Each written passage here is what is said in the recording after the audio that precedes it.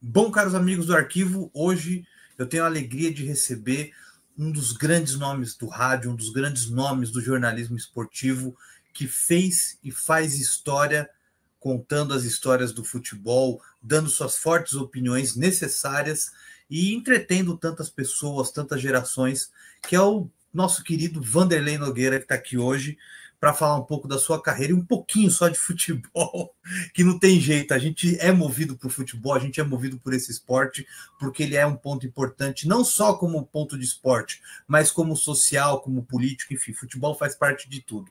Bom, primeiro, Vanderlei, obrigado por ter aceito o convite, estou muito contente de falar com você, admiro muito o seu trabalho, a sua carreira, e é um prazer imenso bater esse papo aqui com você. Fábio, obrigado pela gentileza, pelas referências, pelo convite. Eu estou à sua disposição. A gente marcou, estou aqui, cumprindo Não, suas perfeito. ordens. Todo dia a gente vê o Vanderlei na Jovem Pan, né? Conduzindo o programa. A gente vê também o Vanderlei nas redes sociais muito ativo. Tem mais algum lugar que a gente te encontra, Vanderlei? Agora, redes sociais, na Jovem Pan, tem um canal que ninguém sabe que existe, canal do Vanderlei Nogueira, que, na verdade, eu uso, Fábio, para colocar como acervo. Então, tudo aquilo que eu gravo na Jovem Pan, esse programa que nós estamos fazendo aqui, ele vai estar lá também no meu canal. Entrevistas que eu faço estão lá, comentários que eu faço estão lá. É, Agora, esse arquivo é um grande arquivo digital e que eu uso como canal. E aqueles que gostam de mim, querem conhecer opiniões mais antigas, ou então o que eu falei o mês passado, para verificar se eu estou sendo incoerente ou não. Está falando uma coisa lá, está falando outra hoje. Esse cara muda toda hora. É um volúvel. Então, é a possibilidade que o amigo tem para checar aquilo que eu falo. E eu tenho um blog no portal da Jovem Pan, tá, tudo que eu falo também está escrito lá. Enfim, é uma correria, você sabe, você esteve lá o tempo todo. Não, e é importante isso que você faz, porque é muito importante. O meu canal aqui, ele é um arquivo gigante, tanto de É. entrevistas quanto de imagens, né? O seu Então, canal, o seu canal é muito enriquecido, o seu canal é rico, tem obrigado, coisas incríveis. Já falei isso para você pessoalmente. Você faz um trabalho muito legal, obrigado. você resgata vídeos ou informações ou participações que nem o próprio autor lembra de ter feito. Eu já disse isso para você. E Não, obrigado, Vanderlei. Eu fiquei muito esse, contente. esse trabalho é precioso. Não, obrigado. E acho que é muito importante quando a gente vê que, por exemplo, você, o Thiago Berratti ou qualquer outro jornalista que pega esse material e utiliza numa matéria, num programa, tanto faz. É muito legal porque a memória ela tem que estar viva. Então, o seu trabalho em manter as suas entrevistas ou seus comentários, não importa, manter tudo isso ao alcance das pessoas é fundamental, porque é uma história que está ali, é um ponto da história, é um momento da história, seja da rádio, da TV, do futebol, enfim, não importa. O importante é manter vivo isso. Então, parabéns aí por você também manter e espero que essa entrevista ajude a manter a sua história cada vez mais viva, Claro. porque você é muito importante. Bom, vamos lá. Eu já entrevistei aqui algumas pessoas que eu sempre faço essa pergunta, quando principalmente vem voltado ao futebol. E eu queria a sua opinião, né? Para saber o seguinte: o futebol brasileiro ele está em decadência ou não é uma exclusividade do futebol brasileiro? Ou isso não estamos em decadência? Qual que é a sua opinião em relação não só à seleção, mas ao futebol do Campeonato Brasileiro, aos estaduais, aos outros torneios? Há uma decadência ou não? Eu acho que existe historicamente, mas vamos falar de 10 anos para cá, pronto, para a gente não recuar tanto tempo, né? É um desperdício o que fazem com o futebol brasileiro, né? Ele só não quebra porque ele é extremamente poderoso. Isso vale para os clubes, vários clubes que aquele que nos acompanha sabe perfeitamente, grandes clubes, né? Com grandes torcidas, com grande história, só não estão quebrados porque são fortes demais. Ah, mas por que não quebra? Porque tem uma torcida de milhões, né? Torcida de milhões de pessoas, tem uma marca importante, da audiência, Tem uma série de coisas, por isso que não quebra. Se fosse um pouco mais frágil, já teria virado pó, eu acho, graças à incompetência da enorme maioria da cartolagem. Essa é a primeira observação que eu queria fazer. Dentro de campo, os jogadores complicam muito o cenário para que a coisa melhore. Muito. Você vê como se comportam os jogadores de grandes competições internacionais. Parece que o padrão top de linha é a Premier League. Tudo que acontece na Premier League é perfeito. Não é bem assim, mas o cenário é assim. A imagem que projeta é essa. Né? Estádios bem organizados. Eles colocam gravata borboleta, Fábio. Gravata borboleta no evento. A qualidade dentro de campo já é boa, claro, tem muito dinheiro, contrata bons jogadores, contrata profissionais competentes, dirigentes remunerados que têm, digamos assim, uma bagagem profissional importante. Tudo isso ajuda o cenário. Né? Quer dizer, o cenógrafo deles lá é ótimo, né? O maquiador deles é maravilhoso, deixa todo mundo bonito, aquela coisa toda. A gente sabe, eles fazem daquilo um espetáculo. O hino, mas o hino da Liga dos Campeões, o hino da Premier League é uma maravilha. É uma maravilha porque não chamou o Nogueirinha para fazer, fizeram um negócio fantástico lá para escolher alguma coisa linda, bonita, porque vai ser vista, por exemplo, a Premier League por 650 milhões, a Liga dos Campeões, 650 milhões de pessoas do mundo todo. Quer dizer, então, eles dão valor a isso. Agora, o Brasil, você veja, alguns clubes importantes, eu vou dar um exemplo. Só para a gente não esticar muito, as pessoas entendem perfeitamente o que eu estou dizendo aqui, eu sei disso. Né? O Mirassol está em quarto lugar nesse momento no campeonato brasileiro. É o grande destaque do campeonato. Ele está fazendo mais com menos. Fica muito claro isso. Né? Ela está fazendo muito mais que grandões aí da competição com menos. Uma cidade pequena, né? Mas vai jogar Mirassol e um outro clube menor do Campeonato Brasileiro, nem cito o nome para não se sentirem feridos. O estádio praticamente vazio. O Mirassol está fazendo história. O sonho do Mirassol era participar de uma competição internacional. Sonhava assim alto, sul-americano. Mas isso é muito difícil. Está quase na Libertadores.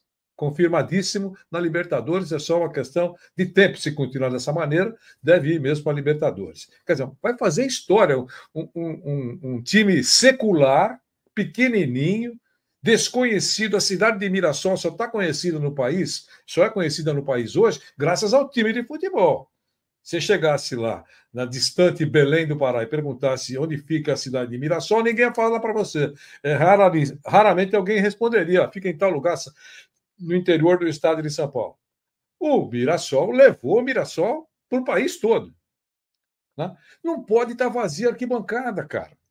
Mas espera aí, o outro adversário, não interessa isso. Abre o portão, leva escolas, vai lá para São José do Rio Preto e ajoelha para que a população de São José do Rio Preto, que é a grande cidade da região, vá lá assistir o jogo, faz alguma coisa. Né? Leva espetáculo, sei lá, mas tem homens muito competentes na área de marketing que poderiam minimizar esse drama. Eu acho isso é um desperdício. Isso vai passar. A gente não sabe o que vai acontecer com o Mirassol na próxima temporada. Isso vale para os clubes grandes também.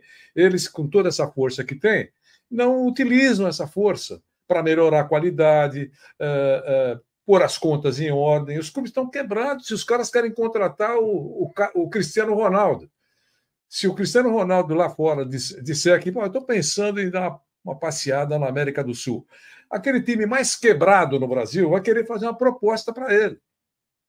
Certo? Mas vai quebrar mais ainda. Mas que se dane, do ano que vem eu não sou mais presidente, eu vou embora. Aquele que chegar que segure esse rojão. Então, é a desorganização no futebol brasileiro. E, para fechar, um assunto que está em moda, a arbitragem. A arbitragem tem sido uma tragédia. Né? O Rogério Ceni falou algo que tem muito a ver com aquilo que eu penso. Né? Eles tentam compensar, Fábio, erros cometidos no mercado futuro. Né? O Fábio Futebol Clube foi prejudicado, claramente foi prejudicado no jogo de hoje.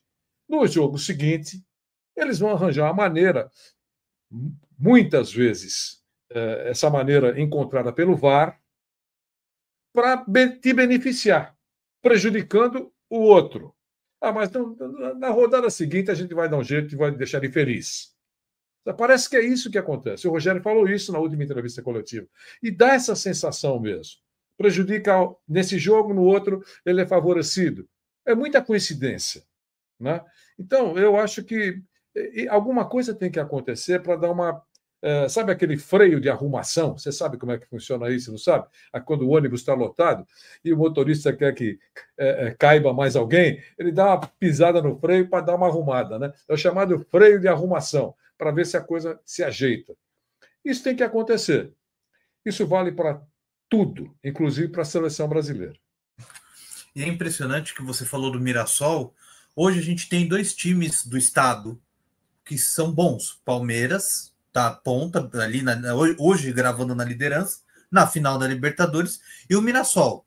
São Paulo, Corinthians, sobrevivendo, e o Santos a perigo de cair, assim como o Inter também. Então a gente vê, por exemplo, grandes times com história, como você falou, ali se batendo para não cair, tentando manter ali uma 14ª, 15ª posição, tentando um 10º lugar. É muito triste mesmo isso, né? A gente vê cada vez mais, e eu sou corintiano, e eu vejo muitos corintianos reclamando que o Palmeiras está numa nova final, que eu falei, olha, é competência, é um técnico bom, é um time ajustado, bons patrocínios, é isso que acontece. Infelizmente, os outros times não tá. O Santos, mesmo com o Neymar, tá na zona de rebaixamento hoje, quando a gente está falando. Então, é realmente triste. E outra, né, Vanderlei? A gente viu alguns ex-técnicos, né? O Leão, o Oswaldo Oliveira, dando aquela babaquice, falando mal, que sei lá o quê. Olha, hoje a gente tem na seleção o melhor técnico do mundo. E não é brasileiro fazer o quê?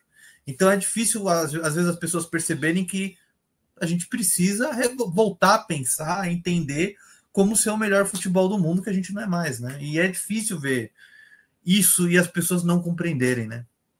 Bom, eu posso responder todas essas suas observações focando 2 assuntos importantes, entre todos que você abordou aí. Primeiro, não existe uma varinha mágica.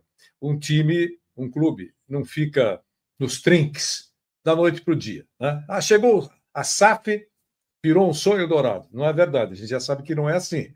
Tem que ser uma boa SAF, boa gestão, bons profissionais, bons gestores. É isso aí, tudo a gente sabe. Não existe varinha mágica. No caso do Palmeiras que você citou, foram precisos 3 mandatos, 3 presidentes, 10 anos, pronto, números redondos, 10 anos para se ajeitar. Paulo Nobre, Maurício Gagliotti e a Leila Pereira. Você pode discordar do Paulo, ou do Maurício, ou da Leila, por isso, por aquilo, pelo excesso de ego. É uma outra conversa. Isso aí é para um simpósio. Mas foram 3, ela está sendo, claro, 3 ótimos administradores para o Palmeiras. O Palmeiras tem as suas contas em dia, o Palmeiras paga corretamente, o Palmeiras não tem cobrador batendo na porta, o Palmeiras não recebe transfer ban, não tem nada, Palmeiras, está lá. Isso acontece com o Flamengo também. O Flamengo foram precisos 3 gestões, no mesmo período. Coincidências? Não, porque não tem farinha mágica. Os caras têm que ajeitar para o outro, indo, aqui, encaixando, pagando as contas, enfim. 3 gestões de cada clube, aparentemente, sérias. Estou dizendo sempre aparentemente, porque a gente toma cada trombada na vida, Fábio, elogiando, fazendo elogios. Para quem é jornalista por muitos anos, como eu abri o microfone para alguns personagens e hoje, se eu tivesse a antevisão do fato, não teria aberto. Imaginando que estava abrindo o microfone para um personagem que poderia construir o futebol ou construir qualquer coisa que eu entrevistei. E aí, passado algum tempo, você percebe que não era assim.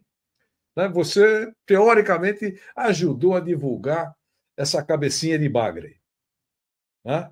Então, a gente sempre coloca um pequeno atalho, mas, sem dúvida, essas três últimas gestões desses dois clubes que nós citamos aqui, que são os ricões do Brasil, que estão brigando cabeça a cabeça pelo título brasileiro, ajeitaram a coisa. Né? Os torcedores podem criticar, está fazendo isso, está fazendo aquilo, mas é aquele negócio, aquela brincadeira que a minha avó falava, está reclamando de barriga cheia. O torcedor não gosta que o time já não jogou nada, ganhou no bico do corvo aí. Certo? Precisa fazer alguma coisa. Está cansado de erguer troféus. Né? Coisa que não fazia recuando um pouco no tempo. Então, é isso. Com relação, acho que isso já expliquei. Com relação à seleção brasileira. Bom, primeiro, eu gravei hoje um vídeo, depois você acho que vai encontrar na rede social, tá lá. Eu até faço um apelo para o professor Carlo Ancelotti. Professor, vou apelar para o senhor o seguinte: hoje à noite, quando você pense melhor, amanhã, se o senhor puder, dispense os jogadores brasileiros que atuam no Brasil, da seleção brasileira. Primeiro, todos os... Estava até marcando aqui, Fábio, nem sabia que você ia perguntar. O Vitor Roque é jogador daquele que está liderando a competição. O Danilo e o Alexandro, jogadores do Flamengo, que está na vice-liderança. O Fabrício Bruno está na terceira posição do campeonato. O Luciano Juba, do Bahia, quinto colocado, está aí na briga. Está louquinho, Bahia para ir para a Libertadores. Enfim, está vivo na competição. O Bahia do professor Rogério Ceni. E o Hugo Souza, do Corinthians. O Corinthians não tem o Alisson de reserva. Né? É o Hugo. Então, tirar o Hugo para ele ser ponteiro esquerdo lá, não vai acontecer nada. O Brasil vai enfrentar o Senegal e o Brasil vai enfrentar a Tunísia. Qualquer que seja o resultado contra essas duas seleções africanas, são os dois últimos amistosos do Brasil, não vai alterar absolutamente nada na vida do Brasil. Está classificado. Se perder, perdeu. Tudo bem. Se ganhar, ótimo. Vale como observação para o professor Ancelotti como é que está jogando a seleção africana do Senegal. Como é que está jogando a seleção africana da Tunísia? Tudo bem. Os africanos estão jogando mais ou menos assim. Pronto, ele já vai fazer um laboratório lá, porque é um homem extremamente competente. Pronto. É isso. Agora, para que mexer nesse campeonato que a liderança está sendo disputada ponto a ponto? Ir para a Libertadores é mais grana para muita gente. Exposição é importante, principal competição internacional do continente. Pode pensar em voos mais altos. Qualquer partida tem um caminhão de reclamações. Reclamações, protestos, desconfiança. É isso ou não tem? É só você acompanhar cada rodada. Para que você vai mexer nisso? Vamos admitir que numa falha de um goleiro que é titular, por exemplo, o Corinthians caia. Ou o Corinthians caia não participe da Sul-Americana, por exemplo, porque não tinha o seu goleiro titular. E ele estava lá sentado no banco. Esquece, professor. Deixa esses caras aqui, continua com aqueles que o senhor convocou, que jogam no exterior, pinça mais outros aí, tem brasileiro jogando em tudo quanto é lugar. Ou coloca alguns jogadores, talvez com times que estão bem posicionados e que ele pode testar, mas que não estão disputando o título. Mas que ele pode fazer teste com jogadores de outros times. Mas ainda assim corre risco. Porque a gente fala de Libertadores e fala de Sul-Americana. Entre Libertadores e Sul-Americana, premiação. Aí não participa da Sul-Americana, entra nas proximidades da zona do rebaixamento. E se por acaso um resultado deixar o clube naquela posição vácuo, que não vai nem para cima nem para baixo e não participa de nenhum lugar. É a desculpa pronta que a cartolagem quer.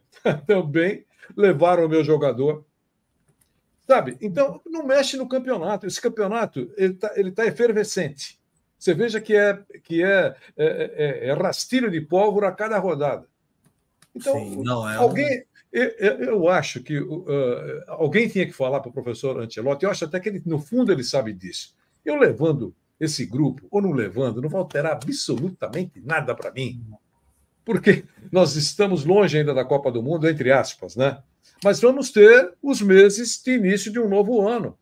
Aí é outra conversa, mas é um campeonato que está numa reta de chegada. Não tira ninguém. O Vitor Roque, mas ele não foi, Vanderlei.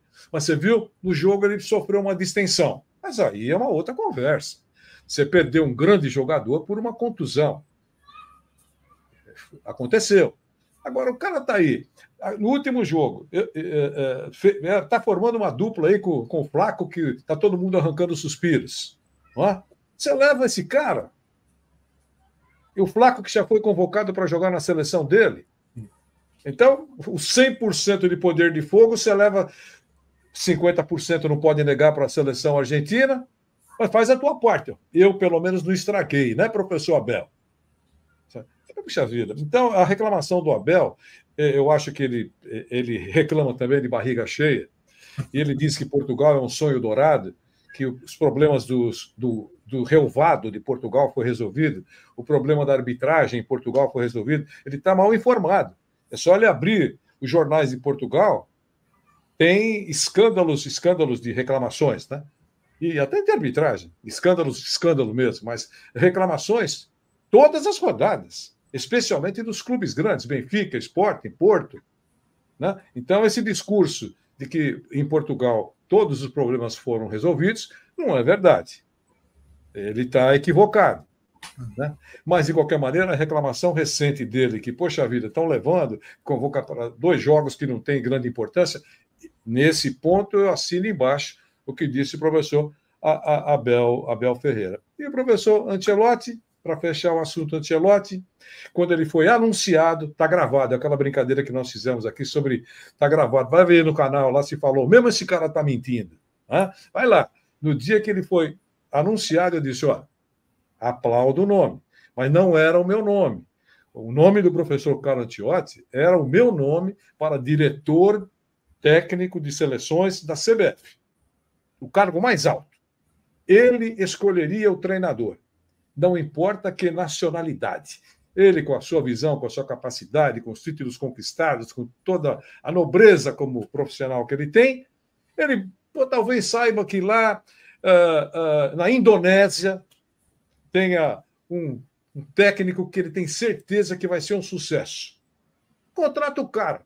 Indicado pelo Ancelotti, eu ia aplaudir, porque esse cara conhece. Eu acho que ele viu alguma coisa boa nesse moço da Indonésia. Como descobriram o Abel Ferreira na Grécia. Ele foi descoberto na Grécia. Ele não era o gênio da lâmpada. Alguém disse. Aliás, demorou para aparecer o pai da criança. Parece que o pai anunciado mesmo é o Anderson Barros. Dizem. Pelo menos foi o que disse o Gagliotti. Quem descobriu o Abel lá, avaliou, percebeu que ele tem qualidade, foi o Anderson Barros, né, que é o diretor de futebol, o coordenador lá do futebol do Palmeiras, que descobriu o Abel. Trouxe o Abel. Sucesso, né? Nos últimos 5 anos, brilhante. Né? Então, o que eu acho é isso. O Ancelotti poderia ser o diretor. Agora, coloca lá, você imaginou? Ele é o técnico. E põe o diretor lá, o presidente da Federação de Nogueirópolis. Ele é o chefe do Ancelotti.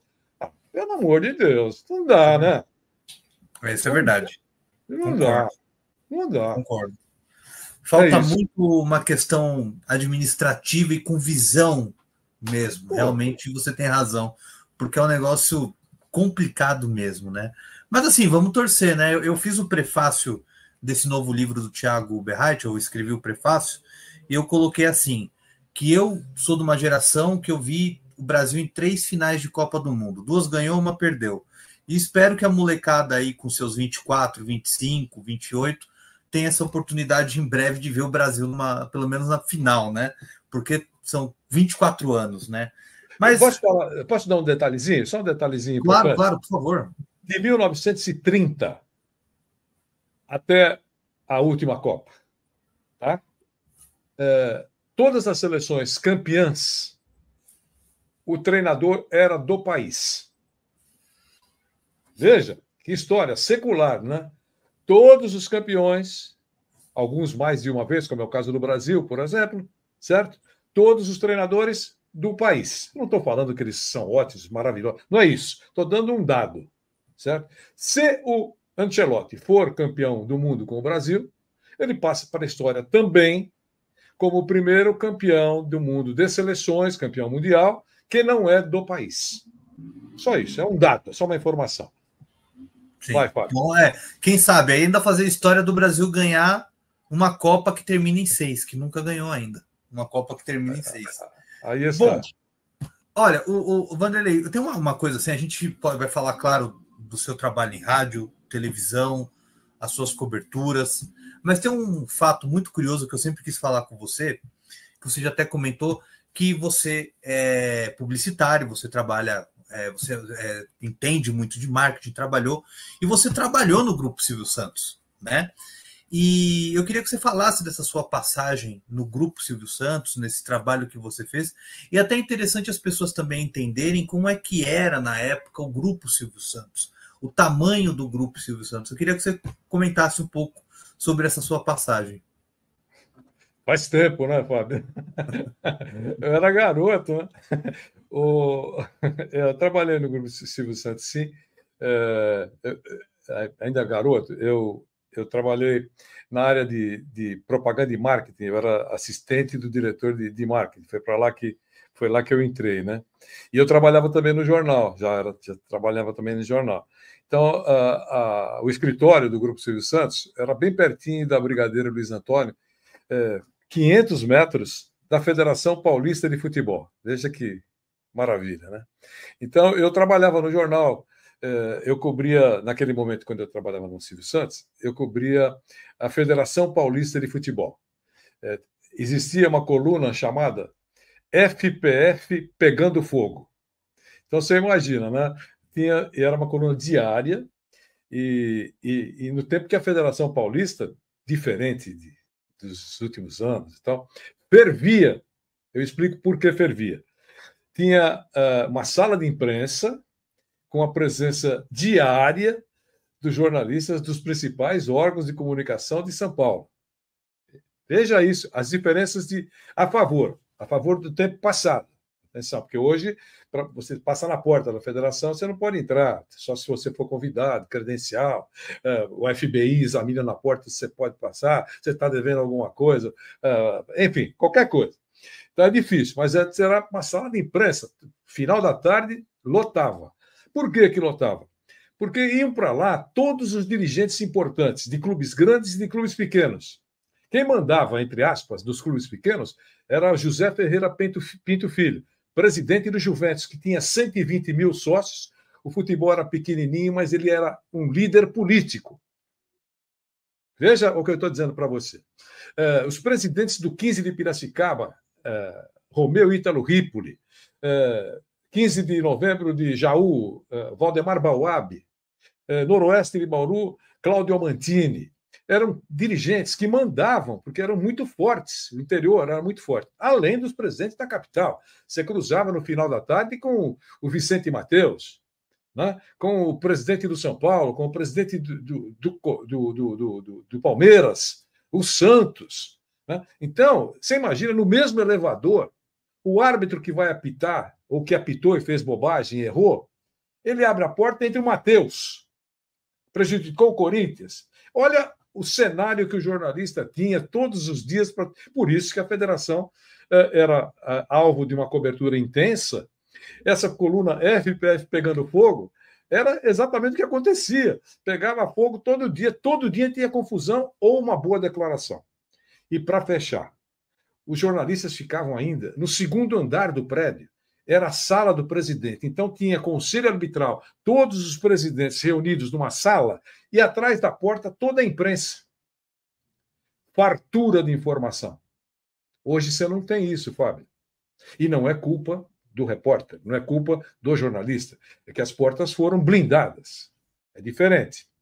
Né? Então, eu saía do Grupo Silvio Santos, no final da tarde, atravessava a rua, ia para a federação e ele não tinha a facilidade do digital, saía da federação já tarde, ia para o jornal rodava meia-noite e meia, 1 hora.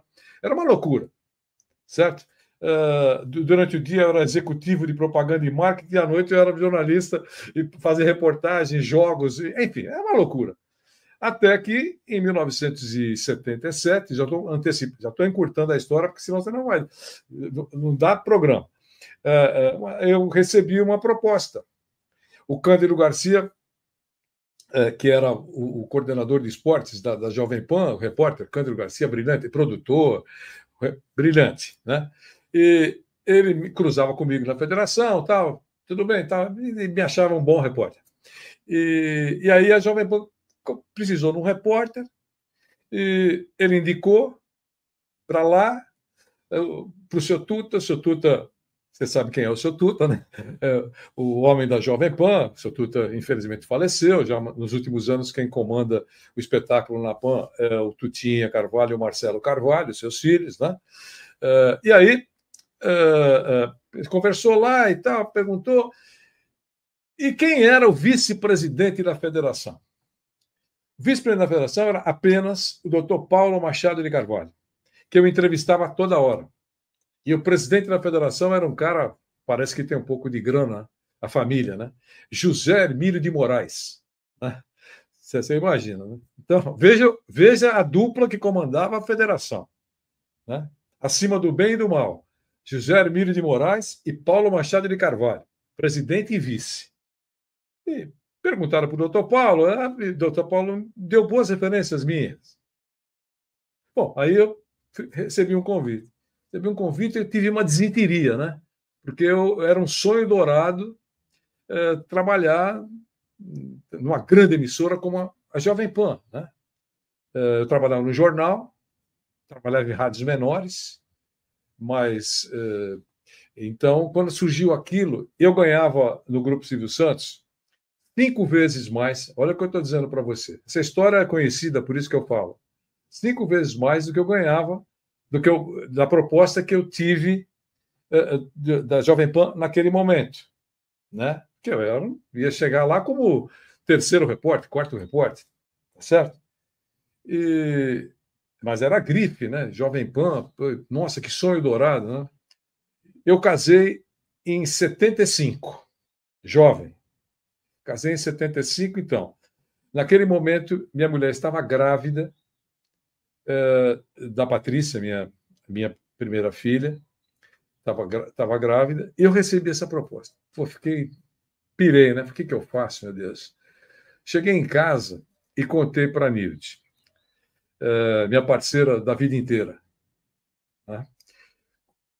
Falei, olha, recebi uma proposta, assim, assim. Aí, mas, poxa, é um sonho que você tem, você vai aceitar? Falei, não dá para aceitar. Dá para aceitar, primeiro, que eu vou ganhar muito menos. Você está grávida. Nós estamos começando a vida. Né? Eu só estou contando para você. Não, mas por quê? Porque não dá. Eu, com o salário do jornal, mais algumas coisas que eu tinha, né, que eu fazia, e mais o salário das rádios e tal, vai ficar muito apertado. Quanto a gente precisa? Vamos fazer conta. Foi uma madrugada intensa. Vamos fazer conta. Se eu estiver esticando muito a conversa aqui, você me corta, tá? Vamos fazer conta? Aí fizemos uma conta lá, eu vou te dar um número apenas como referência. Se a gente não gastar fora do normal nada, a gente precisa de R$20. Bom, tirando o salário do Silvio Santos e incorporando o salário que eu ia receber da Jovem Pan, eu ia ter 22. Aí eu ainda brinquei com a Nir, falei, quer dizer que se queimar uma lâmpada, ferro, é isso, né? Não, mas não vai queimar, a gente segura, e papapá. Aí, cara, eu falei, quer saber? Se eu não arriscar agora, que eu sou tão jovem, eu vou arriscar quando, né? Eu vou aceitar. Aí eu aceitei e pedi demissão.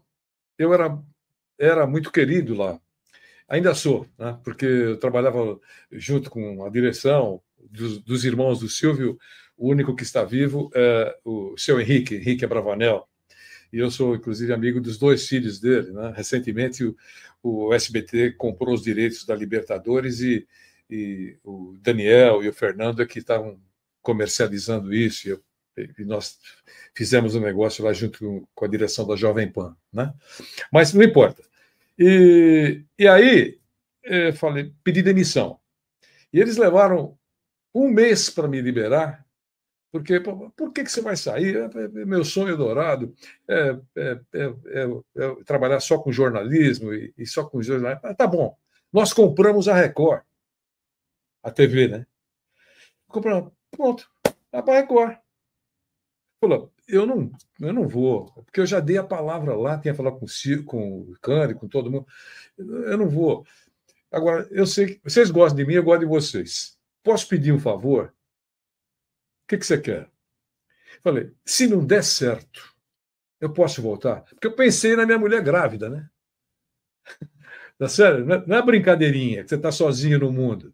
Você tem esposa, tem filhos, está construindo uma vida, tem que pagar a conta. Né? Você tem um emprego muito bom, que era um emprego muito bom, sem dúvida. Aí a resposta foi sim. Eu nunca precisei voltar, mas nunca esqueci o gesto de gratidão. Né? E a vida foi assim. Fui para a Jovem Pan e entrei lá como terceiro, quarto repórter, comecei a fazer coisas diferentes, né? O outro lado do jogo, aí as coisas foram. Minha primeira Copa do Mundo foi na Argentina, em 78. Presencial, né? Presencial, primeira Copa do Mundo, na Argentina, em 78. Em 74, eu trabalhava na redação do jornal, do Diário Popular, Popular da Tarde. Então, contei para você onde a coisa começou na Jovem Pan. Bom, não seguindo uma linha, se você não se importar, não seguir uma linha cronológica aqui.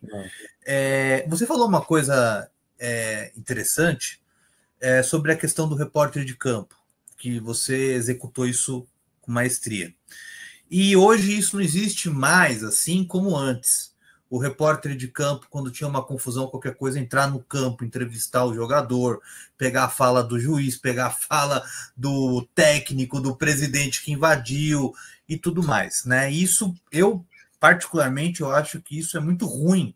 Ter apenas o jogador no final do jogo, com uma placa atrás dele de patrocínio e falar e acabou, eu acho isso ruim. Eu acho que deveria ter o jornalista dentro do campo, enfim, eu acredito que isso dá mais show, dá mais emoção pro futebol.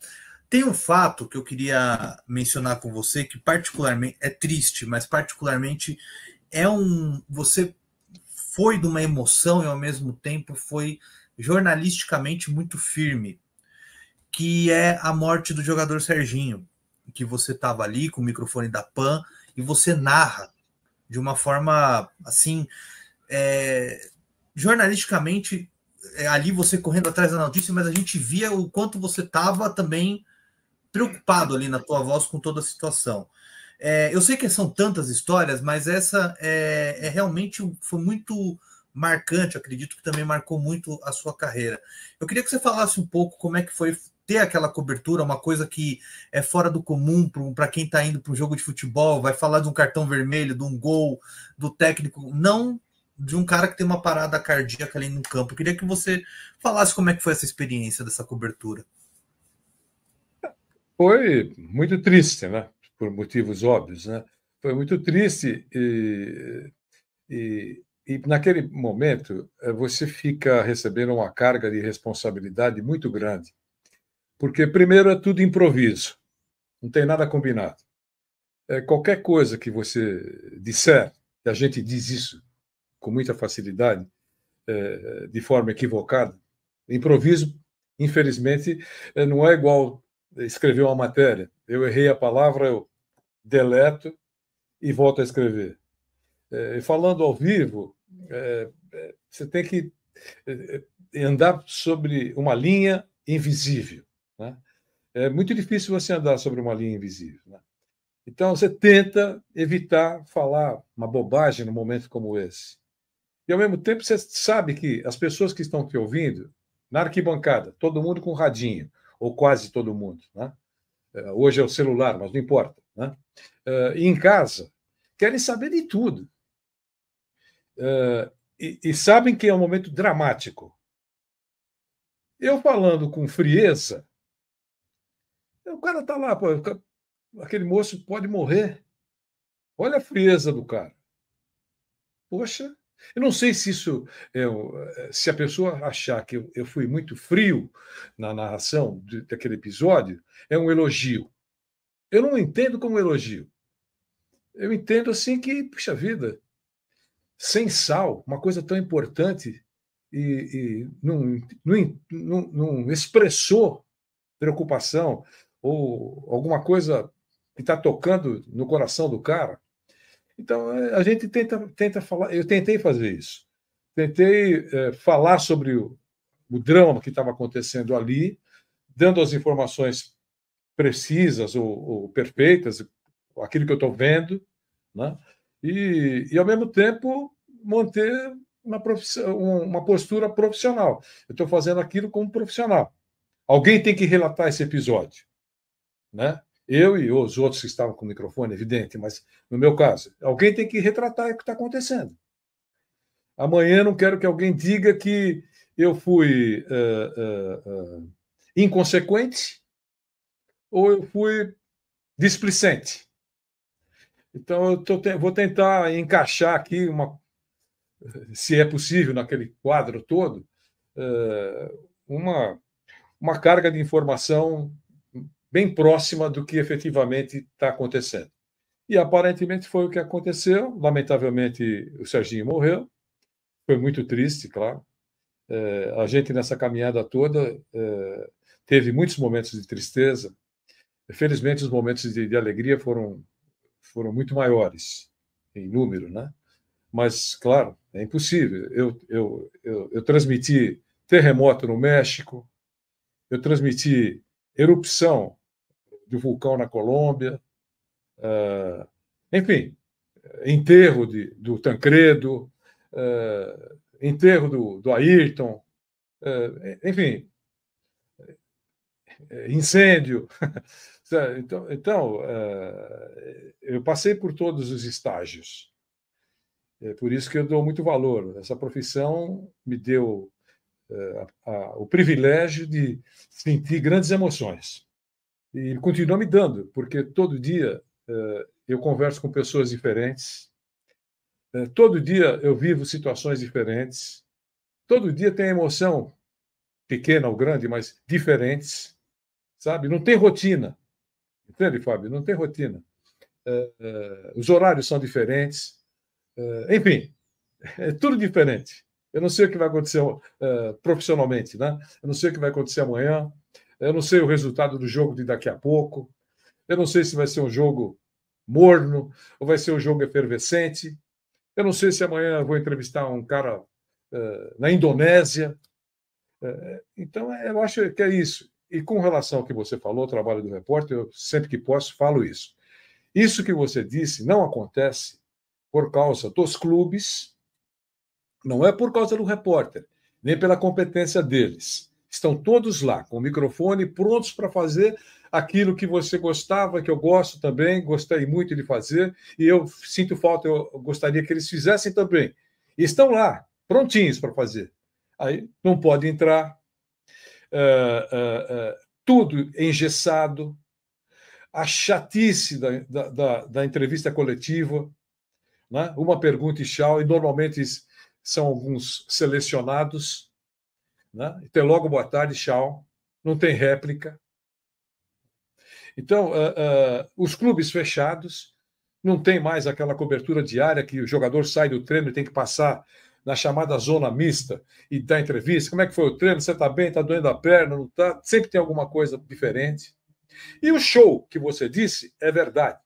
O terceiro tempo que a Jovem Pan fazia com a apresentação do Milton do Milton Neves, com a nossa participação toda. Era um espetáculo. Era um espetáculo. Pós-jogo, as pessoas iam para casa, voltavam. A audiência, eu estou falando, porque eu sei, era imensa. Tá certo? Nas avenidas, vou falar do Corinthians, por exemplo. Saindo do estádio do Corinthians, certo? Ou do Morumbi, Corinthians jogando, o seu Corinthians, jogando na Arena em Itaquera, ou no Morumbi, ou no Pacaembu. Acabou o jogo, todo mundo voltando para casa, ouvindo o rádio.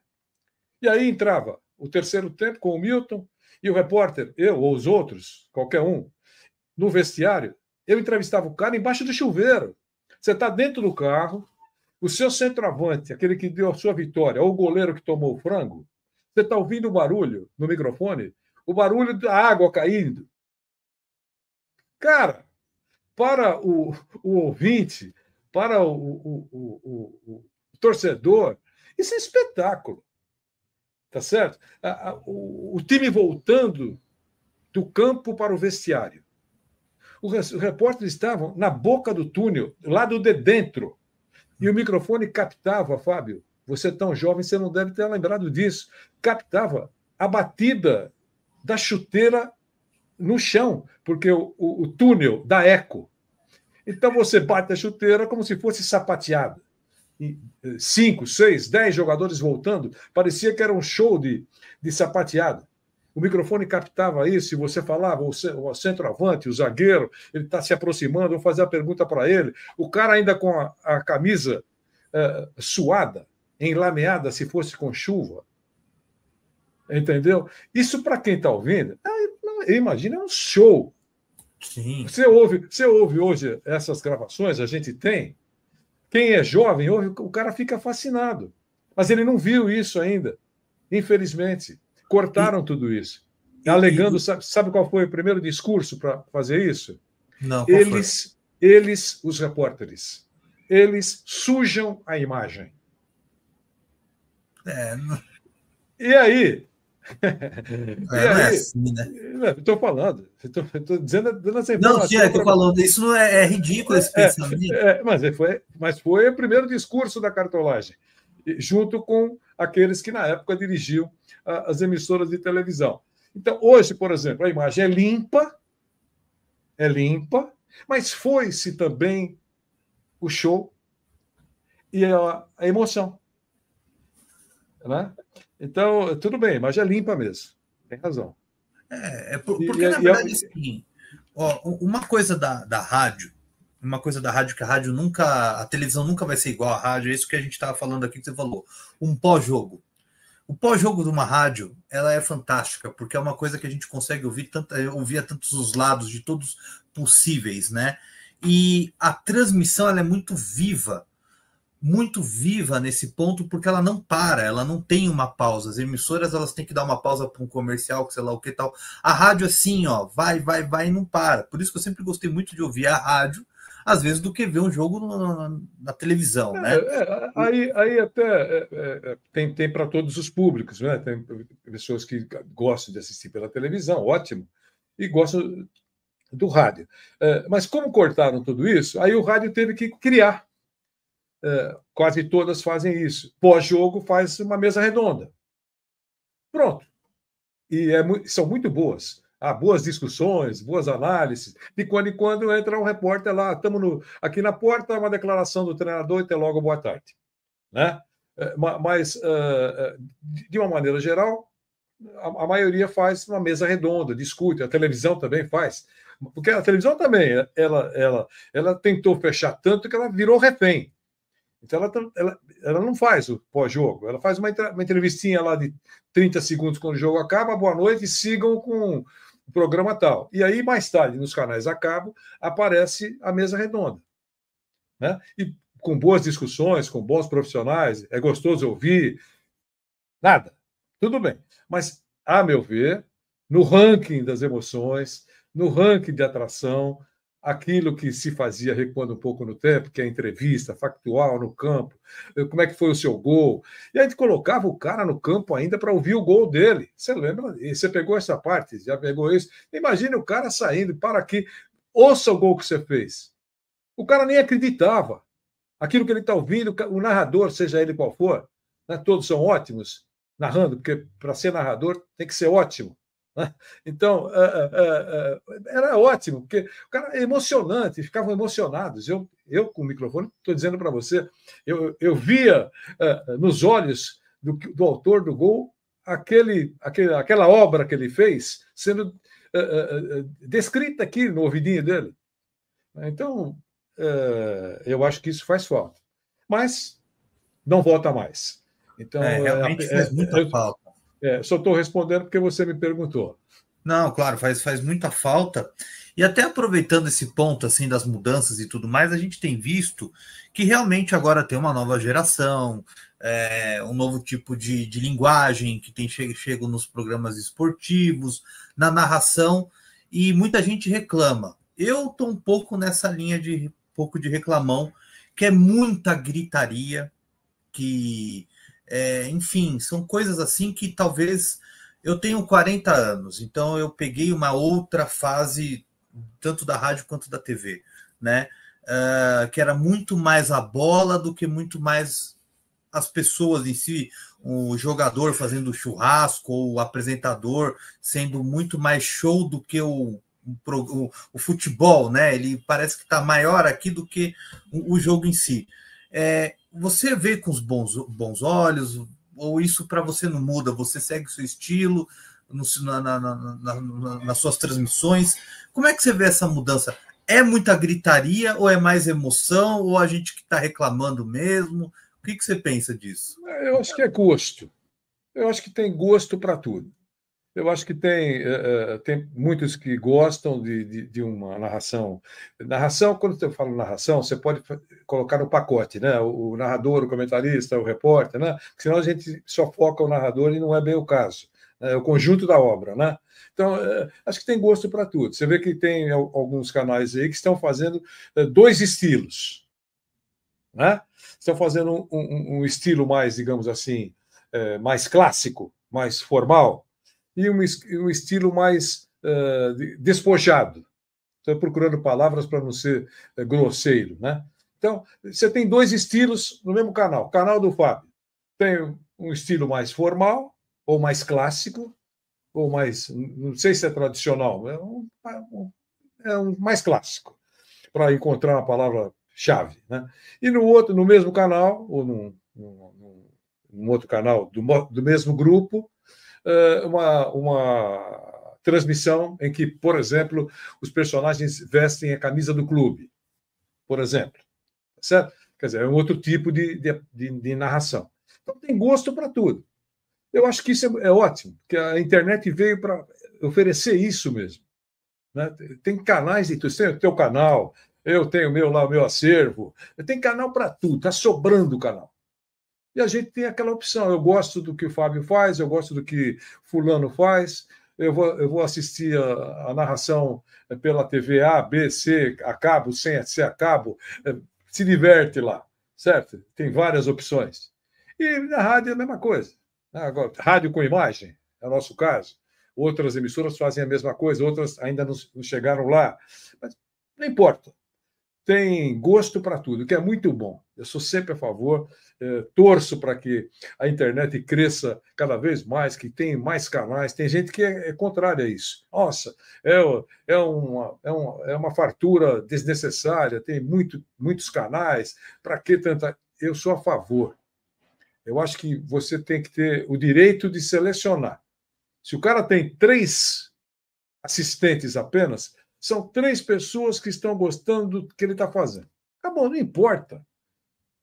Eu torço a favor. Eu gosto. Tem que ter. Não pode ser todo mundo igual, tem que ser estilos diferentes. A minha vida inteira eu criei as coisas, tentei criar as coisas, me esforcei muito para ser criativo em muitos momentos. Como é que eu vou ser contra isso? Pelo contrário, eu incentivo, eu empurro, acho ótimo, faz, vai ser legal, faz, e vai corrigindo. Sabe? A gente fazia muito isso, vai corrigindo. E mas, é muito importante. Eu concordo com você, eu acho que tem que ter espaço realmente para todo mundo. Tem uma nova geração, vai vir pessoas, como eu falei, tem pessoas aqui que já são jornalistas, que têm 24, 25 anos, e não viram o Brasil ser campeão do mundo, né? Se eram tinham 1 ano, 2 anos de idade, então é uma outra história, né? É uma outra vivência. Por exemplo, eu vou até mostrar aqui, eu gosto do dial, eu gosto disso daqui. Eu gosto de mexer no dial, de ouvir, de ter essa sensação de estar ouvindo, do que muitas vezes de ver, né? Então, mas realmente eu acho que. Eu concordo com você, Vanderlei. Eu acho que tem que ter mesmo uma gama, tanto para os que são os mais experientes, que muitas vezes não tem espaço e tem que ter, pela voz da experiência, por tudo que viveu. É muito importante sempre ter espaço para eles, e para a nova geração, e todo mundo vai andando junto. Mas eu, particularmente, eu prefiro o dial. Fábio, esse instrumento, a internet hoje, permite aquilo que não tinha no passado: laboratório. Vários jovens que hoje estão brilhando, usaram esse expediente para pegar jogo. Antes não tinha isso, né? Agora não. O cara faz o canalzinho dele lá, mais 3, 4 companheiros, amigos, jovens da faculdade, estão quase concluindo a faculdade, ou acabaram de concluir, e faz o canalzinho dele, pega jogo com microfone, pega jogo colocando a voz, mede a emoção para lá, a emoção para cá, vou encontrar o ponto certo, chega em casa e assiste. Né? Assiste, ó. Não está legal. Eu tenho que fazer isso, tenho que fazer aquilo. Você entendeu? Quer dizer, e encontra o ponto. Vários jovens. Ontem eu publiquei no TBT, agora tem, né, toda quinta-feira a gente publica lá uma fotinho do passado e tal, né, aquilo que. Algum passado recente, né? Enfim, você lembrar alguma coisa. Quem inventou esse negócio, eu adorei. Porque a gente tem um acervo grande de fotos, e você vai colocando, todo mundo coloca, né? Quem tem para mostrar sempre coloca alguma coisa. Então, eu não tinha colocado nada ontem eu não tinha colocado nada. Aí eu recebi uma foto lá e eu falei, puxa vida, eu não coloquei nada, eu vou colocar, mesmo fora de hora, eu vou colocar, mesmo dia diferente, eu vou colocar. É uma foto de 2016. Numa bancada da Jovem Pan, estava o menino Bruno Prado, o menino Fausto Favara, 2 outros meninos que não estão mais na PAN, mas estão brilhando aí, o Zeca Cardoso, que é editor da Globo lá em Presidente Prudente, ou São José do Rio Preto, eu não lembro exatamente, mas está lá. E o Felipe Altarujo, que é um brilhante jornalista, né? Está na área de propaganda, na área de edições de produtos de propaganda. Mas os 4 trabalhavam no esporte da PAN. Estavam os 4 garotões. Né? Eu falei, eu vou publicar essa foto. Publiquei, coloquei o arroba para eles e mandei, tal. Porque eu achei tão legal, né? Porque 10 anos depois, onde é que estão? Onde é que está essa turma? O Bruno, ótimo comentarista. Bruno Prado é ótimo comentarista. O Fausto, ótimo narrador. Né? O Felipe Altarujo, avançando naquilo que ele faz. E o Zeca trabalha numa grande empresa do Brasil, no interior riquíssimo do estado de São Paulo, uma região riquíssima, né? Que é a região de Presidente Prudente, São José do Rio Preto, enfim, eu sei que é numa dessas 2 praças que ele trabalha, mas as 2 são grandes cidades e muito valiosas. Então, eu achei legal. Agora, lá já tinha laboratório. Poderiam ter prosperado ou não. 10 anos depois, os 4 encaixaram. A bola entrou para os 4. Né? Então, eu acho que a internet é maravilhosa. Ela serve para esses canais todos, serve para grandes astros, né? E para aqueles que estão engatinhando, e eu torço sempre a favor. E outra coisa que é legal também, né, Vanderlei, é você ter contato com as pessoas que gostam do seu trabalho, que podem falar com você, e você interagir com o público, né? Isso te aproxima muito, né? Isso também vale a pena, né? Sem dúvida. Eu gostaria mais, sabe?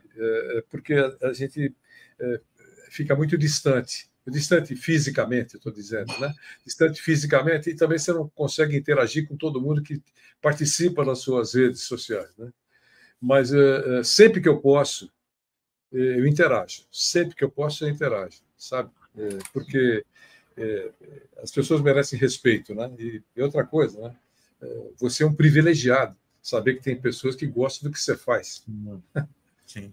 Eu estou nessa lista, viu? Então, e também aqueles que criticam. Eu sempre eu não desconsidero, eu sempre analiso, porque as críticas constroem. Seria muita arrogância eu achar que o treinador é arrogante porque não quer receber crítica, eu não aceitar críticas. Você acabou de falar que o fulano e tal é arrogante porque ignora críticas e acha que todo mundo está errado. Você está fazendo a mesma coisa? Pois é, isso é verdade. E eu não quero isso. Então, você que está acompanhando o Fábio nessa conversa, se quiser me xingar, pode xingar, eu não vou responder. Agora, se quiser tratar bem também, eu vou responder educadamente. Se quiser me esculhambar, pode esculhambar, eu não vou ficar magoado. Porque eu sei que você está esculhambando de coração. Não, e tem muita gente que vai também pelo passional, vai muito pelo amor por um time, enfim, né? Tem muito isso, né? Isso e antes da gente chegar aqui, já estamos com 1 hora, chegar na reta final, você cobriu, como você falou, a primeira Copa em loco que você estava ali foi 78, 74, você já estava de olho, então você viu um longo caminho aí pelas Copas do Mundo até vai estar aí de olho também em 2026. Eu queria saber de você qual foi para você, porque ali está o profissional, mas também tem o lado de torcedor, né? O lado de querer ver o Brasil campeão, como acho que qualquer pessoa que torce por uma vitória do futebol, porque é uma vitória do jornalismo, é uma vitória, enfim, de todo mundo. Qual foi o momento mais feliz para você e o momento mais triste acompanhando a seleção nas Copas? O que para você, Vanderlei, doeu mais e o que foi mais legal? Qualquer pergunta que você fizer nessa linha, eu tenho um pacote de coisas tristes e um pacote de coisas agradáveis, né? Então, eu posso pensar alguma coisa para você. Bom, vai. Ganhar a Copa do Mundo é muito bom. A cobertura final, Brasil campeão do mundo, é muito bom.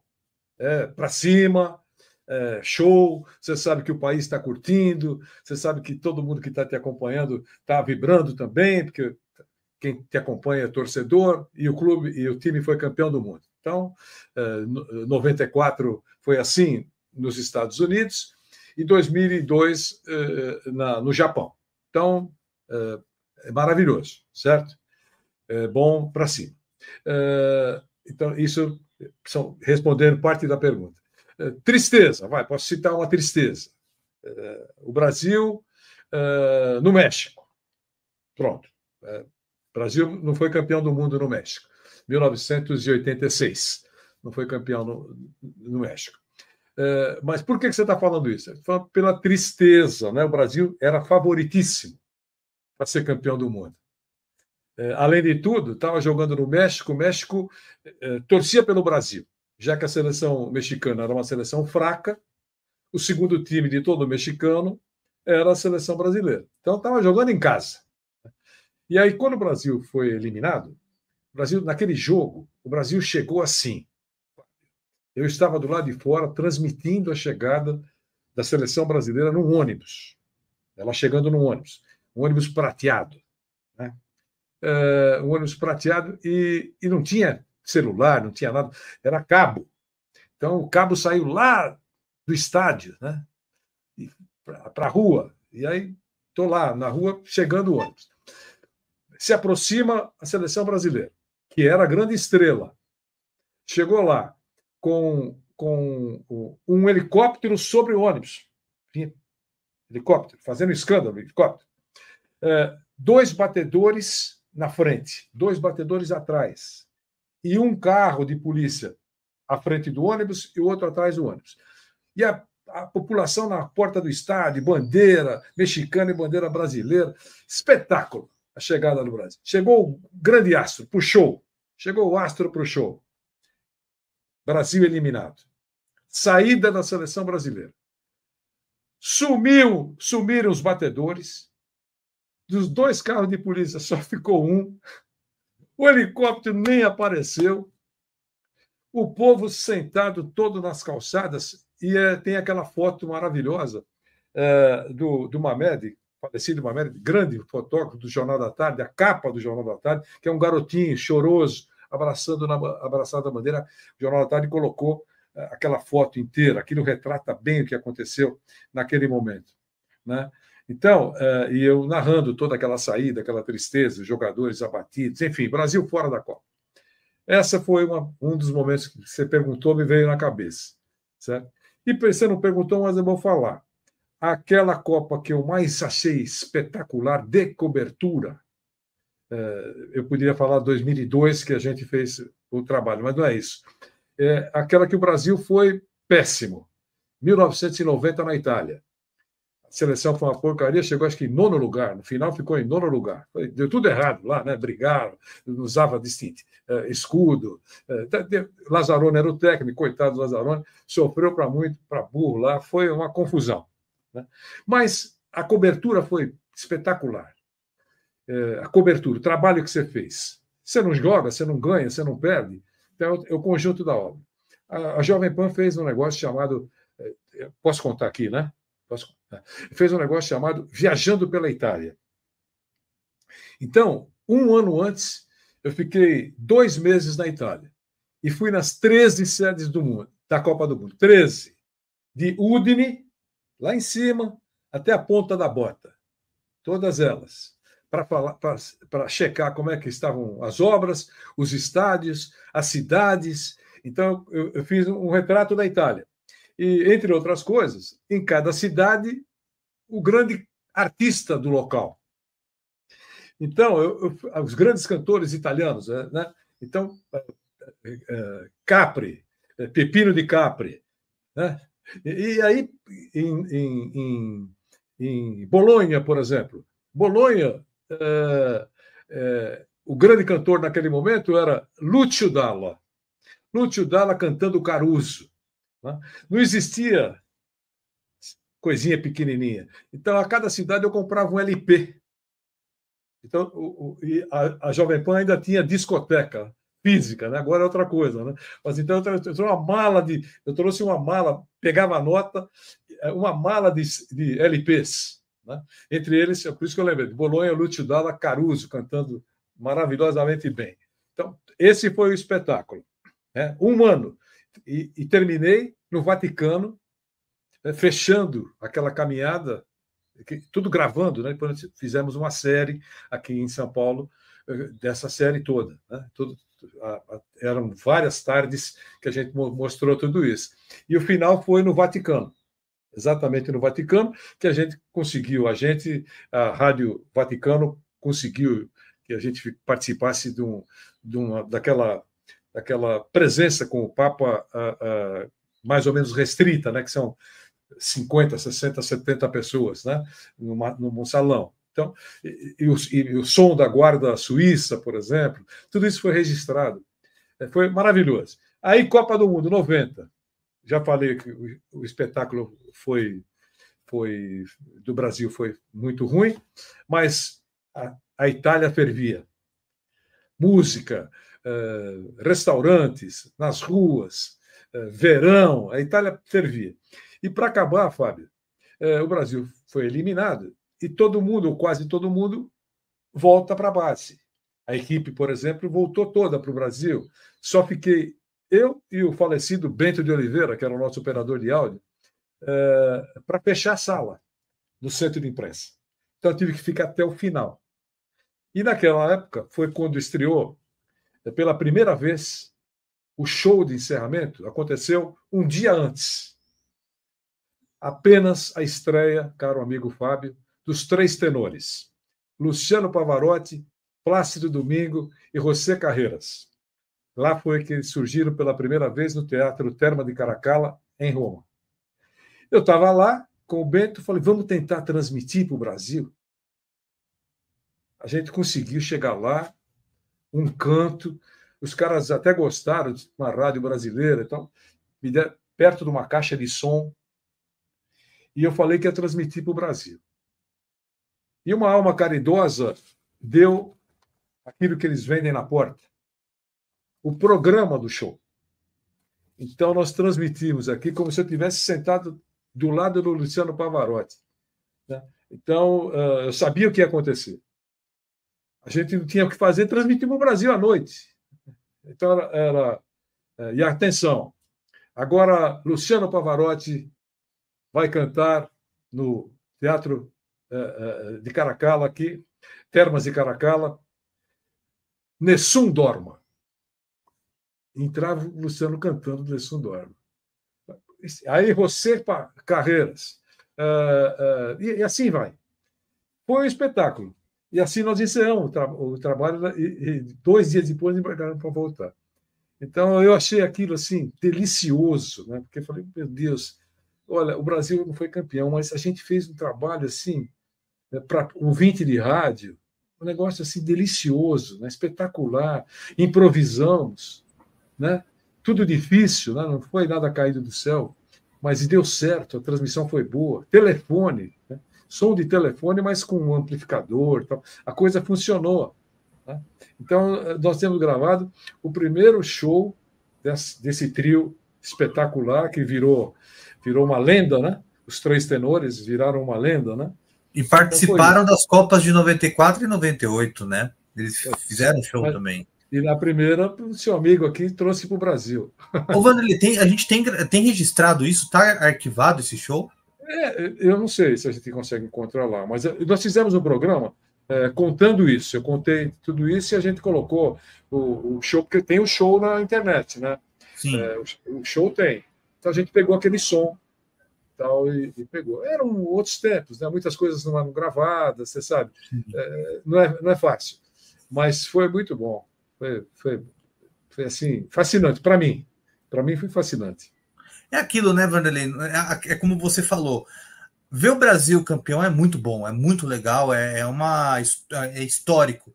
Mas a questão não é só isso, né? A cobertura de uma Copa ela é emocionante. Não, eu nunca viajei, Fábio, eu nunca viajei para fazer só o jogo de futebol. Nunca. Sim. Todas as vezes que eu viajei, não só na Copa do Mundo, não. Todas as minhas viagens com o microfone da PAN, eu sempre procurei fazer o outro lado. Sempre. Porque eu acho que é uma oportunidade importante. Sabe? Claro, fui fazer aquela cobertura. Mas, poxa vida, eu vou para Portugal e vou fazer um Brasil e Portugal. E não vou falar nada de Portugal, não vou falar de Fátima, não vou falar de alguma coisa de Portugal importante que o mundo quer saber. Eu vou mostrar alguma coisa. Então, é por isso que eu aproveitei isso muito. E acho que foi muito legal. Foi muito bom, a repercussão foi muito boa, as pessoas gostaram. O ouvinte sempre reconheceu isso naquele momento. E eu fico muito feliz quando eu vou ao arquivo da Jovem Pan e a gente levanta muita coisa que é muito, muito gostoso de ouvir. Não, e é por isso que eu falei desde o início, você fez e faz a história no jornalismo esportivo, na história da rádio, também da televisão. Então, você tem que estar aqui contando realmente essa história grandiosa, porque você faz parte da história da rádio e com certeza tem que agradecer a sua esposa que insistiu para que você fosse. Para que você fosse para a rádio, lutasse pelo seu sonho, não queimou nenhuma lâmpada e eu acho que o mais importante é isso. Até queimaram, viu? Várias lâmpadas queimaram, mas ela sempre foi minha parceira de todos os momentos, até hoje, e todas as coisas delicadas que eu tinha que decidir, eu sempre pedia a opinião dela, porque eu sabia que você tem que aprender com a experiência dos outros. Né? Esse é um ensinamento que o mundo oferece. Né? Você aprenda com a experiência vivida pelos outros. Então, como eu tive muitos companheiros que se divorciaram pelo ritmo de vida no jornalismo, conheço vários casais que não foram em frente, são amigos, mas não foram em frente, como casamento, como marido e mulher, porque é uma vida de horários desregrados, de ausência. Né? Eu sei que é assim. A minha mulher, por exemplo, hoje nem tanto, mas ela já foi viúva de marido vivo. Né? Ficou sem o marido um tempão. Né? Então, as coisas mais difíceis para tentar minimizar esse drama, eu sempre perguntei. Eu sei que você vai encerrar, mas você perguntou, eu vou contar só essa historinha. Claro, fica à vontade, Vanderlei, fica à vontade. Eu apresentei durante 30 anos, hein? 30, o programa chamado No Pique da Pan. 30 anos. E aí, como é que surgiu isso? Um dia eu cheguei na rádio e fui chamado na sala do Sr. Tuta. O Sr. Tuta falou, Vanderlei, é o seguinte, estou querendo fazer um programa à noite de esporte. Aí eu falei, Sr. Tuta, nós temos um programa à noite. Está no ar. Todo dia tem um programa à noite. Ele falou, eu sei, mas não está legal. É gravado. E ele falou uma série de coisas lá. Né? Eu quero um programa ao vivo, com todo mundo ao vivo, com entrevistado, não sei o quê. Vamos acordar, para falar frases do Sr. Tuta. Vamos acordar o rádio de São Paulo. Porque é tudo gravado, ele se referindo ao conjunto da época, né? Tudo gravado, tal. Vamos acordar o rádio de São Paulo. Legal. E eu quero que você faça. Nossa, deu aquele frio na espinha, né? Pensou? Um programa meu, lá à noite. Que coisa maravilhosa. Tudo, aquele filminho, né, Fábio? Que passa na cabeça, né? Puta, que legal. Tá. Quando eu fui responder, ele falou, não responde. Eu olhei para ele assim, não responde. Vai para casa e fala para a Nilde. Assim, sabe por quê? Nunca mais você vai ter vida noturna. Olha o que o homem falou. Nunca, porque ele sabia de divórcios. Nunca mais você vai ter vida noturna.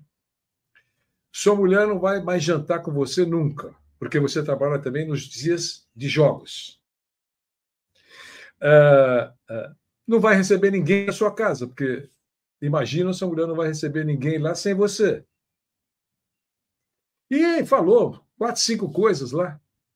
E eu fiquei olhando para ele assim, falei assim, vai lá, que eu não quero acabar com o casamento. Conversa com ela. Você acredita? Aí, quando eu ia saindo, ele falou, mas tem um detalhe. Se você fizer, vai ser um sucesso. E eu fui embora para casa e foi exatamente isso que eu falei. Cheguei em casa e falei, Mi, aconteceu isso. Eu falei, que legal. Eu falei, mas sabe o que o senhor Tita falou? Falou isso. Ela parou para pensar e falou, acho que ele tem razão, mas aceita, nós seguramos tanta coisa na vida, aceitei, fiquei 30 anos e não teve divórcio. Mas olha, 2 pontos aqui que eu quero destacar. Primeiro, a questão do seu Tuta, que tem um livro dele que é uma frase que carrega, ninguém faz sucesso sozinho, que é um livro maravilhoso, conta muito a história tanto da Jovem Pan, como a história dele, da Record. Enfim, eu acho que é uma leitura obrigatória para quem quer estudar comunicação, quem estuda ou quem simplesmente gosta. E a questão humana do dono da rádio falar isso para o funcionário. Olha, mas tem esse viés, ele entender, talvez, se você falasse um não, dele entender, porque realmente é complicado, né? Ele veio te jogar na mesa, isso é raro. Dono de uma rádio, um cara que possa chegar e falar, olha, você quer fazer? Não quer? Não. Então vai para a rua, porque você tem que fazer, por exemplo. Né? É o lado humano que acabou. E a questão do casamento, que eu falo muito para minha esposa isso, que eu falo assim, Vanderlei, eu tô há 10 anos com a minha esposa, eu falo para ela assim, o ponto importante do casamento, além do amor e do respeito, se chama companheirismo. É você estar junto com a pessoa, independente da situação. Do trabalho, se tiver que fazer isso, aquilo, é companheirismo. É isso que move um casamento. Eu acho que é o mais importante, por isso que você está aí, e a gente tem que agradecer a tua esposa, né? Que sempre te deu força. Eu também agradeço. Eu também agradeço. Então, é muito legal isso, né? E agora, para finalizar, uma última pergunta. Esse canal tem muita gente jovem que assiste, né? Eu vejo o YouTube me dá os números, as idades, é um pessoal de 20 a 30 anos, é um pessoal jovem, né? E eu sei que tem muita gente que vê esse canal porque quer ser jornalista, quer trabalhar, independente se é no ramo esportivo, político, cultural, não importa. Que conselho você daria para quem está entrando agora, quem está cursando, vai cursar, ou acabou de se formar no jornalismo, ou tem o sonho de fazer jornalismo? Qual que é o conselho que você daria para essa molecada? Bom, se fosse essa pergunta há alguns anos, 3, 4, 5 anos atrás, a primeira coisa que eu falaria, olha, mergulhe aí nas novas tecnologias. Estão surgindo novas tecnologias, você fica por dentro, porque isso vai ser muito útil para você trabalhar. Tá certo? Agora você não precisa mais falar isso. Todos eles, jovens, né, estão absolutamente antenados, estão entrosados com as novas tecnologias. Então, é uma maravilha. O que eu digo para eles, o que eu diria para eles é que fatos que eles vão encontrar pela vida. Muitas pedras, muito caminho esburacado. É muito importante que tenham persistência, não desistam, tá? E tomara que vocês encontrem nos ambientes de trabalho, que vocês vão ter que começar a trabalhar, pessoas mais veteranas que ajudem vocês. Porque uma tabelinha perfeita que eu tenho certeza que tem funcionado muito no jornalismo é a união da experiência com a energia da juventude, que é fundamental. Então, a experiência traz o quê? A experiência traz experiências, a experiência traz grandes fontes, ou boas fontes, ou muitas fontes, e facilidade que aprendeu na caminhada para exercer o ofício. Estou resumindo. Essa juventude toda, muito capaz, entra com o quê? Entra com conhecendo as novas tecnologias, fantástico, com muita energia, com muita ousadia, então, que é maravilhoso, tá certo? Então, você junta esses dois pacotes de ingredientes aqui, formando uma tabelinha, a chance de dar certo é muito grande. Agora, se de um lado ele só encontrar arrogância, ego, e do outro lado só encontrar um grupo de jovens que não tem mais nada para aprender, não vai dar certo. Então, se eu falo isso quando me convidam, alguns garotos que estão na faculdade e tal, e eles, de boa cabeça, eles sabem que é isso mesmo e reconhecem que é exatamente isso. Então, eu acho que essa interatividade, essa união é extremamente importante. Tomara que eles encontrem isso e que saiam preparados, como eu acabei de falar aqui, e tem saído. Né? A gente tem exemplo disso, exemplos próximos, porque aí a coisa vai. É isso.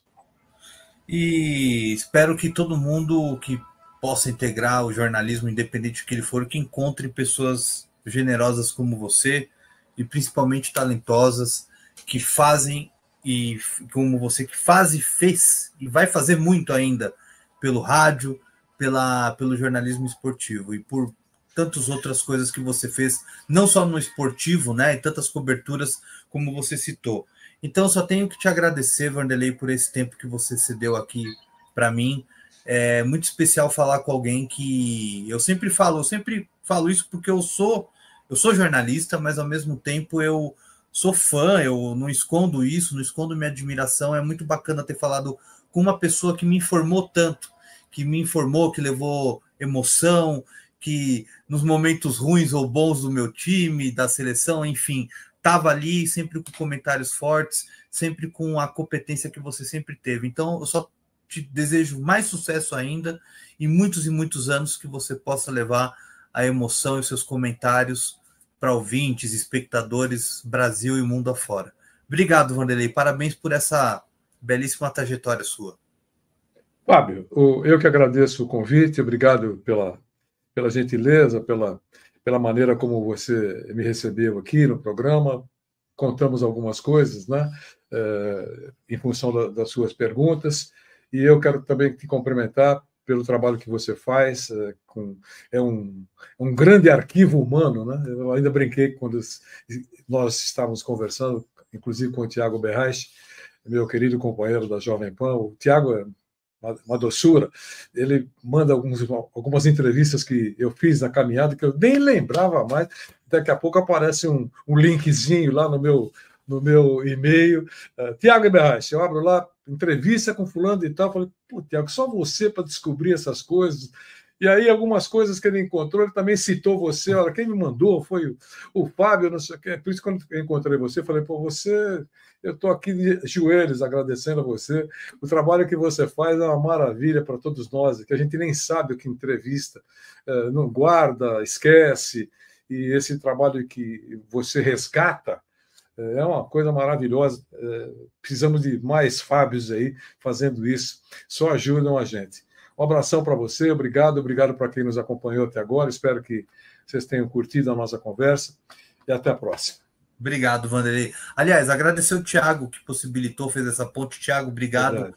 Valeu pela paciência que o Tiago tem comigo. Eu encho muito o saco do Tiago, mas fica um abraço para o Tiago. E para você que acompanhou até agora, muito obrigado, foi muito bacana. Está aqui na descrição o canal do Vanderlei, também o caminho para o Instagram, para as redes sociais do Vanderlei aqui. Então você se inscreva, acompanhe o Vanderlei na Jovem Pan e também nas redes sociais dele. Está aqui na descrição do vídeo, então só clicar e acompanhar. Muito obrigado, até a próxima e